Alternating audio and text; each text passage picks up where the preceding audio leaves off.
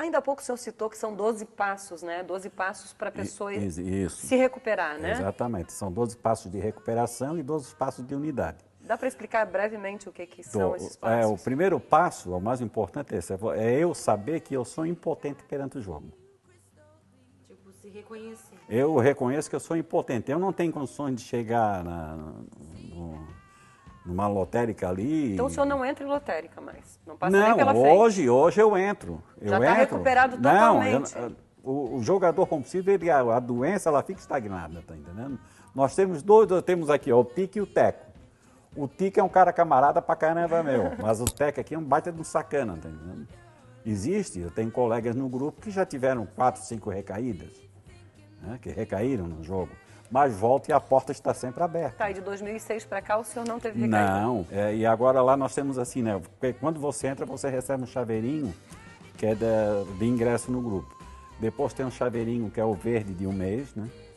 Tem um segundo de 2 meses que é o amarelo. Depois tem o azul, que é o de 3 meses. Aí depois o preto, que é o de 6 meses.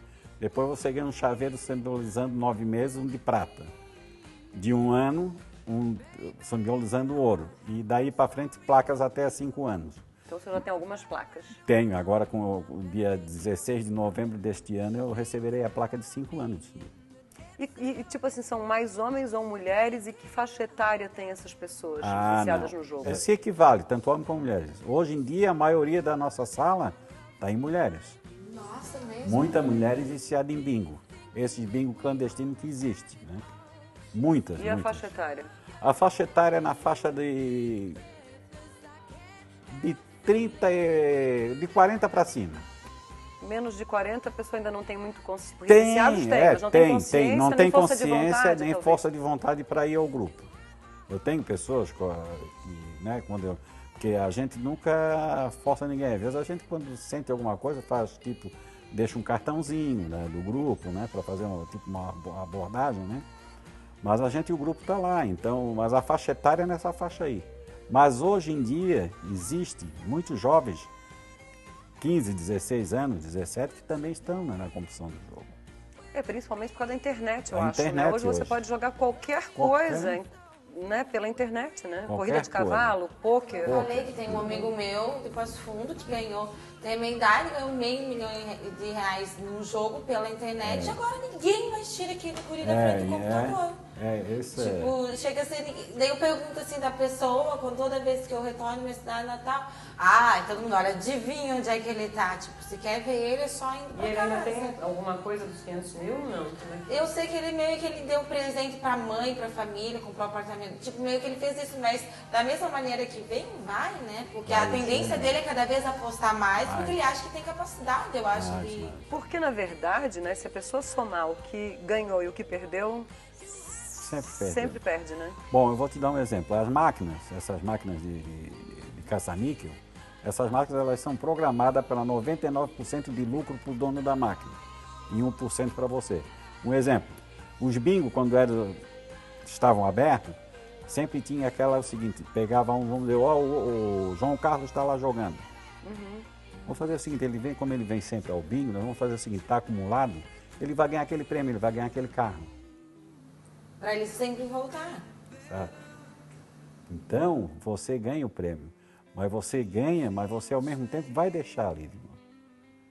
Eu conheço uma colega minha que participa no Rio de Janeiro, ela ganhou 5 carros e 6 acumulados. Mas isso não, né? Não, isso não no dia, ela ganhou várias vezes. Né? Mas só o que ela ganhou, ela perdeu tudo, porque ela ganhava um carro, um exemplo, um Corsa. E chegava lá, o cara falava, tem o seguinte, o Corsa, um exemplo, na época, 20 mil reais. Nós demos um crédito de 16, você abre mão. E ela ia, e devolve, foi perdendo. Porque eu já participei, eu já fui eu fui a Penedo, no Rio de Janeiro, Atibaia, São Paulo, São Lourenço, Minas Gerais.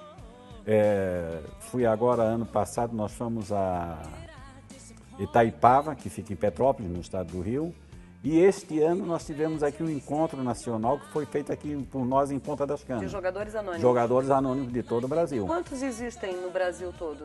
300 a 400 grupos, porque são em várias cidades, né? Vamos dizer, São Paulo, por exemplo. São Paulo pouco ainda, né? É muito pouco, é muito pouco. Agora, o que me chamou a atenção é que eu passando aqui por Florianópolis, em umas 2 ou 3 vezes, eu vi uma placa, jogadores anônimos, e tinha um telefone. E me chamou a atenção, assim, mas o que é isso? Fica meio confuso, assim, né? Deve ter pessoas que acham até que é um convite para se associar e para jogar, talvez. Não. Tem muitas pessoas que ligam pensando que é um time de futebol. Ah, é? Exatamente, um time de futebol. Quando eu dei uma entrevista para uma outra emissora, e eu solicitei que eles repassassem para nós a fita, né? E fui através de e-mail e a pessoa lá, o diretor lá, respondeu achando que fosse um time de futebol. Aí eu passei para ele, ele voltou com o e-mail se desculpando, porque ele também achava que era um time de futebol. Mas é fácil assim, associar também a alcoólicos anônimos, não, né? Exato, E, aliás, o jogo é uma coisa que está muito ligada ao alcoolismo também, né? Porque a pessoa está ali jogando, está bebendo, fumando. Tem muitos companheiros meus. Isso chama outro, né? Eu também tinha adicção. Do álcool, com a graça do poder superior, eu vou para 25 anos de abstinência. O senhor entrou nos Alcoólicos Anônimos também? Não, eu não entrei. Através da minha esposa que eu consegui sair do álcool. Eu nunca entrei no Santa essa esposa, Exato. não? Que lhe aturou nesse problema É uma italiana com polonesa que me fez muito. Essa mulher é fenomenal para mim. E o governo, tipo, ele ajuda alguma coisa a vocês? Não, nós sobrevivemos das nossas próprias contribuições. E como é que fazem daí para, tipo, pegar profissionais para lidar com esse tipo de pessoas? Vocês têm um psicólogo, por exemplo? Não. Existe muitos psiquiatras, psicólogos que encaminham pessoas para o grupo. Porque isso não é divulgado, mas a maioria dos suicidas, principalmente na região de Florianópolis, a maioria eram jogadores compulsivos, que estavam no fundo do poço e não tinha quem mais recorrer e suicidavam. A maioria se suicida por isso. O índice é muito grande, só que não é divulgado. Mas é muito grande. Mas o problema do jogador anônimo é um problema bem menor do que dos alcoólicos anônimos, né? Só que tem um porém. O alcoólico é o seguinte, você não vai entrar, vamos ver um exemplo, financeiramente. Você não vai tomar numa noite, entra num boteco, você não vai tomar R$1.000 de cachaça ou de cerveja, que seja. Nem consegue. Nem champanhe. Mas o jogador não, ele chega numa máquina daquela, ele começa a botar nota de 50, a máquina vai levando, bota na aposta máxima e vai levando. Quando ele se apercebe, tem um colega meu que, lamentável, ele não pôde vir hoje, que ele foi a Tubarão, a serviço, ele era um exemplo, pô. Ele ele entrou às 10 horas da manhã e saiu no outro dia às 6 da manhã, ele estava com 6.800. Chegou lá, quando chegou de manhã, não tinha nada, saiu duro. Sem um tostão no bolso. E deve dar um desespero, né? Quando a pessoa vê que está faltando tudo e perdeu o jogo, perdeu o dinheiro estupidamente no jogo. Perdeu. A perda financeira é muito grande, né? E pessoas que perderam família, né? Que perdem, né? Eu falei há pouco até, eu falei sobre um colega meu, que ele teve uma fuga, né? Geográfica do estado dele para cá. Inclusive, ele trocou de nome, né? Ele era viciado no jogo em outro estado. Ele era uma pessoa que ele se envolveu com várias coisas, né? Ele botou um poder aquisitivo muito grande, gerou cassino, casa de prostituição, banca de bicho, também se envolveu.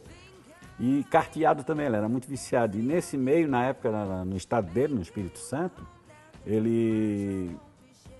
Numa mesa lá tinha um cara que tinha um poder aquisitivo muito grande, que era deputado federal, o cara na época, pelo estado do Espírito Santo. E o cara era dono de bancas de bicho. Só que os caras aprontaram para ele. Onde que eu falei que ele perdeu numa carta $180 mil. Ele perdeu em uma carta. E mais era um jogo de pôquer. Jogo de pôquer. Mas nesse meio teve um outro cara, um jogador que estava junto, e foi depois de acontecer o fato, e falou para ele, disse, olha fulano, é passado assim, nós armamos para ti. Porque o jogador tem muito isso no jogo grande. O jogo foi uma armação. Uma armação. Aí o que é que ele fez? Ele foi a Belo Horizonte, pegou o cara que mais manobrava a carta, que embaralhava esse negócio, e vieram. Ele armou, trouxe o cara para o estado dele, aquele negócio todo. O cara ficou em hotel e armaram com o cara e deixaram o cara zero. Aí onde é que ele teve que fazer a fuga geográfica, porque o cara ia... Eles iam matar dele, iam matar. Tá, mas então eles programaram um jogo, contrataram um cara para fazer Exato. o jogo. Como ele foi roubado... Mas ele foi na então... maior inocência do mundo, então, porque chamaram ele para uma partida de jogo. Não. É porque ele não sabia até então. Ele jogava, ele era um jogador compulsivo. Aí quando o outro cara, que existe muito isso no meio do jogador, tem muito isso. O outro cara confessou isso a ele, esse mesmo cara armou. Então, esse cara, quando eles dividiram o dinheiro que tinham tomado do outro, já que tinha, aí o cara, o que é que fez? Começou, ele dividiu, vamos dizer, ele ficou com 50% do que ganharam e dividiu 25% para esse cara que veio de outro estado, de Belo Horizonte, daí de Minas, lá. E o outro cara ficou com 25%. Quando o cara gastou, o cara começou a fazer armação para ele. Dizendo, vou te entregar para fulano de tal, que foi assim, ele queria mais dinheiro. Começou a fazer ameaças. Ameaça. Aí ele disse que não ia dar, porque a cota do cara já estava ganha, aquele negócio todo, e aí ele teve que fazer. A esposa dele teve que deixar, inclusive, onde trabalhava. Foi uma fuga geográfica que ele veio, e o estado dele ele não volta, só quando volta, ele volta totalmente, né? Descaracterizado. É um problema. É um problema muito grave. Agora, né? o senhor falou que as reuniões dos jogadores anônimos, elas acontecem numa igreja, né? Isso. Mas os jogadores anônimos é uma irmandade, mas não é religiosa. Não é religiosa, é uma irmandade espiritual. E pessoas de qualquer religião. Qualquer religião, podem participar. agnóstico, ateus, nós não distinguimos ninguém. Né? As portas estão abertas para qualquer tipo de religião. E quem quiser, então, participar, né, que está sentindo que tem esse problema ou que tem alguém na família, deve fazer o quê? Deve procurar a rua Vitor Conde, na rua Vitor Conde, na igreja... O senhor tem aí algum... Tem, O que cartãozinho é isso? aqui. Esse é um guia? Que o senhor tem Isso junto? aqui que eu estou te falando é o nosso livro. Já está É o bem nosso folhado, comércio. né? O senhor já deve ter folhado bastante, Muito, porque já muito. está E aí velhinho tem vários até. telefones, Isso né? aí é tipo um livro de autoajuda? É autoajuda. Essa é a Um nossa novo Bíblia, começo. um novo começo, né? Então, eu vou dar aqui nós temos reuniões sempre, o grupo Vida Nova, né? Que é o grupo de Florianópolis, né? Na na igreja Nossa Senhora da Conceição, rua Vitor Conde, 344 Centro. E o telefone, para quem querer o telefone, né? É o código 48-8414-2208. Estamos à disposição para qualquer pessoa, né? Que procurar, que tenha, né? E não tem custo nenhum. Não, você não contribui com nada. Nem o seu nome na hora, quando você chegar lá, você não precisa se identificar como, no meu caso, João Carlos. Entendi. A pergunta óbvia, por que o senhor não pode aparecer e não pode dar o seu nome verdadeiro? Porque, como diz aqui, nós somos um grupo anônimo. Eu posso quebrar o meu anonimato para qualquer pessoa, mas não posso quebrar o anonimato de outro membro qualquer do grupo. Eu tenho que respeitar, porque o anonimato é o que preserva a irmandade. Por isso que existem os 12 passos de recuperação e os 12 passos de unidade. Né? A unidade é que faz o grupo, então eu não posso. Porque se eu quebrar o anonimato, quebra-se o ciclo do grupo, entendeu? Entendi. Parabéns então, João Carlos. Parabéns tua força de vontade, né? A tua mudança de vida, assim, que é um exemplo a ser seguido por todo mundo, né? Eu agradeço a oportunidade também, né? E como eu já dei aí o endereço do grupo, né? Espero que tenha irmãozinho aí, irmã, que precisam da Irmandade, as portas estão abertas. Atrás, né? Não tenha. Vai porque é uma solução. Lá dentro você vai encontrar. É isso aí. Gente, eu queria lembrar você, mulher, que ainda não é sócia do Clube do Champanhe, que para ser sócia você deve acessar o site www.clubedochampanhe.com.br, fazer o seu cadastro, vai receber esse cartão do Clube do Champanhe e também vai receber a revista no seu endereço. Bom, a gente vai fazer um brinde, eu acredito que o senhor não beba, né? Não, mas farei o pode brinde. fazer um brinde conosco, né? Farei o brinde. Um brinde à sua recuperação, ao seu exemplo também, Muito tá? obrigado. Nossa. Hoje a gente está usando roupas da Stella Knaben, Sapatos e bolsas da Arezzo, acessórios também da Stella e brindando com Xandão. É isso aí, gente. A gente tem uma dica. Lembrem-se que a gente frequenta e gosta muito do restaurante Ponta das Caranhas. E se você não conhece, fica onde, Nath? Ai, fica lá na beira, lá no canto da lagoa. Na Barra da Lagoa, na mas ali na beirinha da água. É uma delícia, tipo, um visual gostoso, o pessoal, um atendimento maravilhoso e a comida sem comentários. Vale a pena experimentar. Então tá, gente. Até semana que vem. Beijo. Clube do Champanhe.